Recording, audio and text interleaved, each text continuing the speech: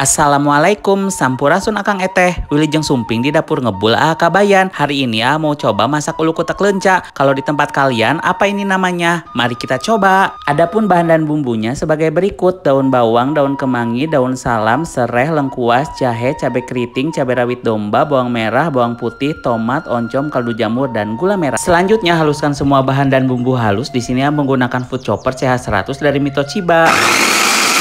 Dan ini dia hasilnya. Selanjutnya panaskan minyak goreng, tumis bumbu halus hingga harum, kemudian tambahkan lenca, daun salam, serai, lengkuas, jahe, tomat, gula galeh, tambahkan gula merah, dan terakhir tambahkan air secukupnya. Selanjutnya gula galeh sampai merata, kemudian tambahkan daun bawang, daun kemangi, kaldu jamur, gula galeh sampai merata. Di sini menggunakan pan dan sutil dari stand cookware. Ini mah pedo pisan, rasanya pedes, gurih, ada rasa pahit dari lencanya, dan yang bikin enak oncomnya. Sampai ketemu lagi di dapur ngebul kabayan. Selamat mencoba.